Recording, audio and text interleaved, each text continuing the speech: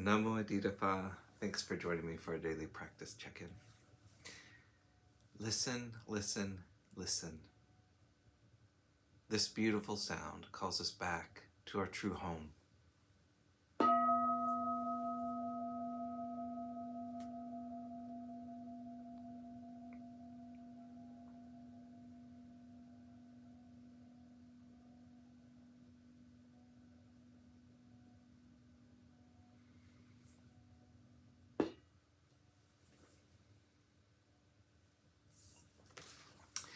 The third mindfulness training.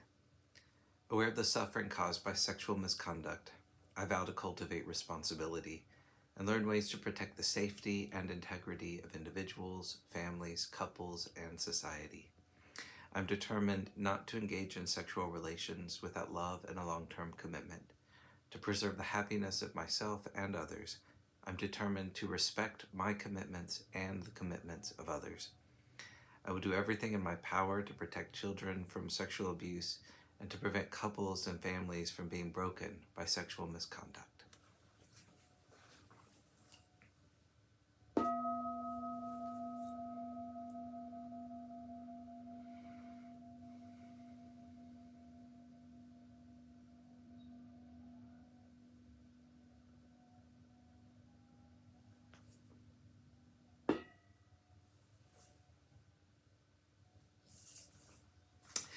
For our Dharma lessons, we've been reading Ajahn Munindo's book, Unexpected Freedom. Today we're beginning a chapter on prayer and devotion with Dhammapada, verse 86. Although it is difficult to cross over the storm-swept sea of passion, those who live in accord with the well-taught way arrive at the beyond. Question. Does prayer have any place or any part to play in Theravada Buddhism? Ajahn Munindo. I'm happy this question has been asked. Although prayer might appear to belong to forms of spiritual practice quite different to this one, it is a dimension of spiritual work that, personally, I feel we are not wise to dismiss. I can say for myself that for many years now, hardly a day has gone by when I haven't offered up some prayers.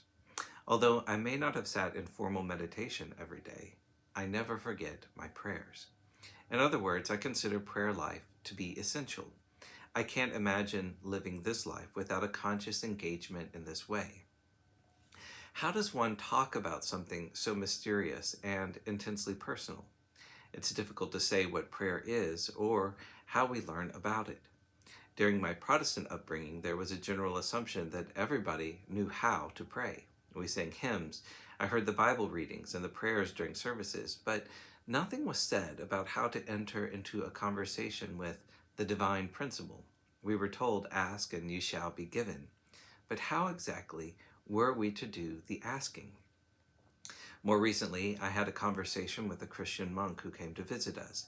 He lives the life of a hermit just north of here in the Scottish borders.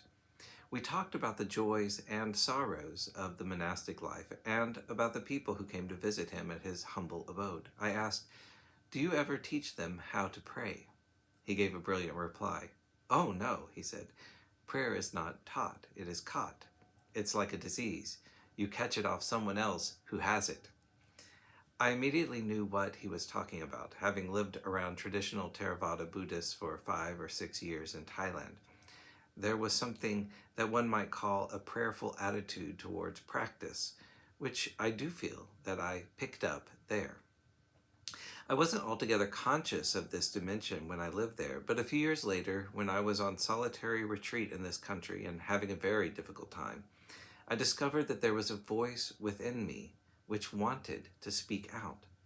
During this period, I had put myself on a solitary retreat for 2 months. Other than the fortnightly recitation of the rule, which I was obliged to attend, I wasn't going to see anybody for 2 months. I locked myself in a small room at the top of Chithurst's house and covered the windows with tracing paper so that I received daylight but no view of the outside world. All this served the purpose of bringing about great intensity, which I thought, of course, I could handle. I had a few things to learn. One of those things was the value of prayer. The only things comparable to prayers that I had as part of my Buddhist practice were the reflections that we do in the morning and evening chanting. When I started to give voice to the verses that I had been reciting daily for years, I found I was speaking them with feeling. Something within was quickened and uplifted, so that I was able to say these things and mean them. May I abide in well-being and freedom from affliction. May I be free from suffering. May all beings be free from suffering. To say those things with conscious intent was truly gladdening.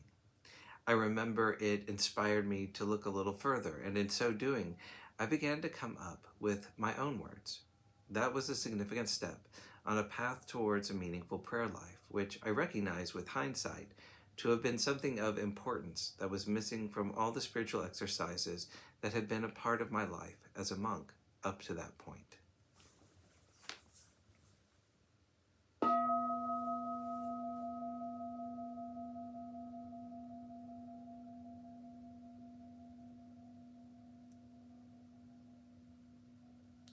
May all beings be well. May all beings be happy. May all beings be at peace. Namo Adida Phat. Thanks so much for joining me today.